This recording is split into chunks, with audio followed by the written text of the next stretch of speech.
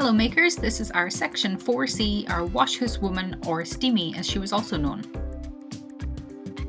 So we are going to get started on the dresses, and the first part of that is to make a skirt. There will be 4 different fabrics used. Depending on how many costumes you're going to make, you may get all 4 of these or you may get some of them.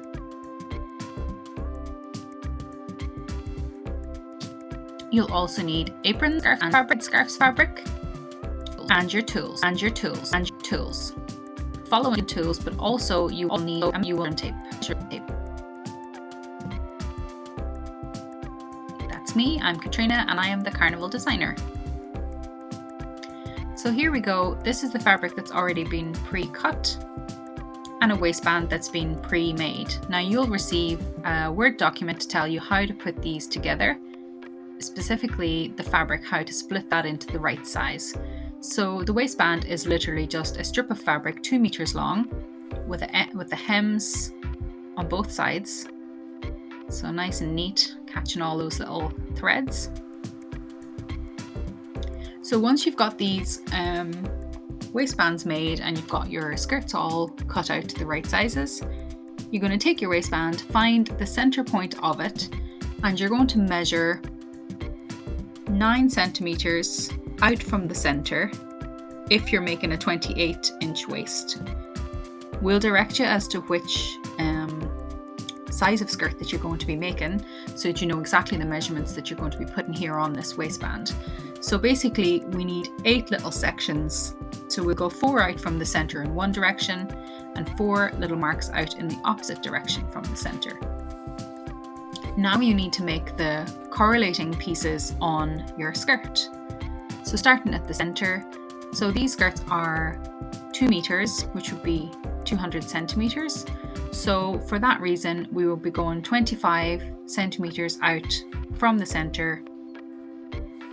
That will give us 4 on one side and 4 on the other, just like you've done with your waistband. Now these will be significantly bigger.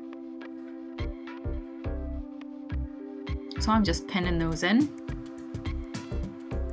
You can also mark with the pencil, but if you pin them, you can use that pin when you're adding your waistband to your skirt. Either way, you'll need a pin.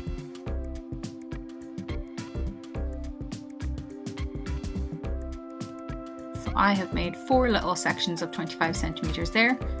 You'll also do this on the other side, so you'll have 8 little pins in your skirt. So now we need to match our waistband with our skirt.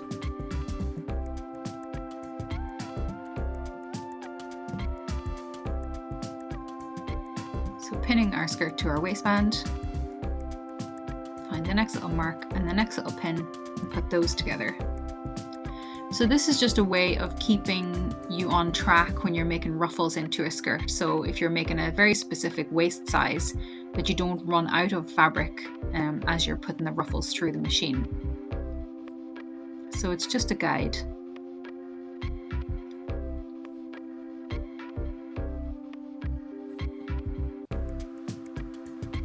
So there we go. That's our few pins already in. So you can see what's happening there. There's quite a lot of fabric on the back, the excess fabric. So basically you would just fold these over either as you're sewing or you can pin them. So it's really up to you. I would just send them through without the pins if it was me making these.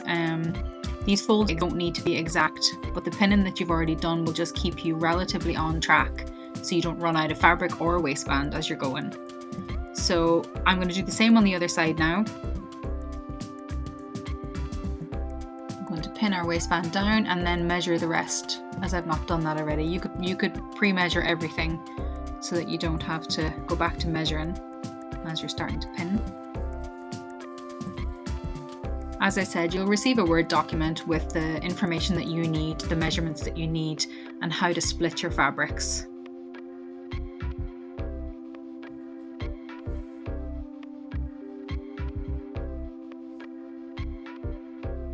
So just getting those pins in place.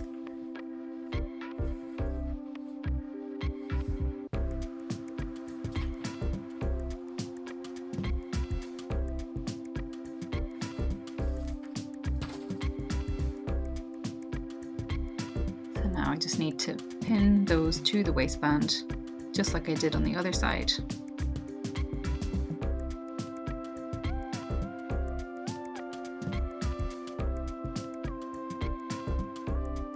So when you're done pinning and sewing these on, you'll end up with quite a lot of fabric left at the back on your waistband, which will give you a really nice bow when you tie it together.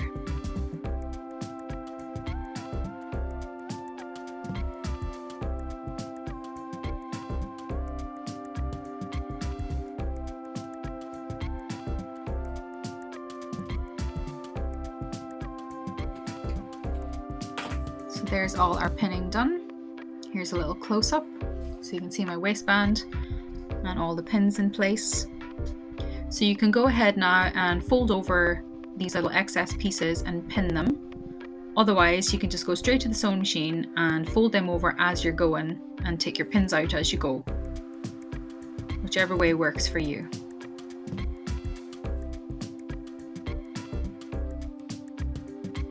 So we would run this through the sewing machine. I would always use a zigzag stitch because there's less chance of something kind of going wrong. And once that's all sewn in, I would sew it a second time just to catch all the little edges of the fabric to stop any fraying process that might happen.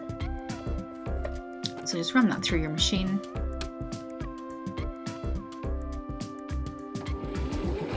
On the zigzag, you can easily run straight over your pins. So that's it, completely sewn. You can see my folds are not even that even, and that is totally fine. This is all going to be covered over with our apron. You can see there the second line I've sewn. So once it's all done, you obviously need to put the back together. So you would sew that together, but you would leave this split at the top. And you would hem that over and leave that split open. That open split is really important for getting these skirts over hips and bums, so we don't have to use zips and things like that. So we just leave that open. That's hemmed over, as you can see, just with a zigzag stitch there. And once that skirt is complete, the bow that we tie it will cover that split. So you'll see on the mannequin that will actually be quite invisible. So there's our skirt on the mannequin. And you see the back, the bow just covers over that. The next bit is to make two little straps that go around the neck. Now these are really, really simple. They are just a 60 centimeter by 16 centimeter piece, and you just fold them over, hem the edges, and you just put two little folds in the shoulders. This does not have to be exact. Again, I'll put it in the Word document for you to see. And then we're just going to sew it right onto the center of our skirt. So it gives almost like a dress-like appearance. And that's just sewn straight across onto the waistband. Again, that'll be covered with our apron. So I've just zigzagged everything and two little folds on the shoulders. And when we turn it around, we've also put two little straps for tying on the back, and we've made these with Lycra. So once you see here, there's two little strips of Lycra just added onto your grey fabric. So that makes a really nice tied bow at the back. And I always like to cut these in a taper so they come to a nice pointed edge. I just think it looks nicer once they're tied. That is literally just cut in the width of the little straps, and then it just runs to a pointed edge. So that's the ties at the back. They just look nice when they taper off into a little point. So for our apron is super, super simple. It's literally just a rectangle of fabric with hems over the edges and quite a wide hem at the top, as you can see there, just to give it a bit more strength. And then I've put two little folds. Again, these don't have to be exact. Two little folds just to give it a nice shape. And we're going to add a ribbon, quite a long ribbon, onto the front, stitched straight over. And we'll use that for tying the little apron onto our dress. Very simple. Enjoy!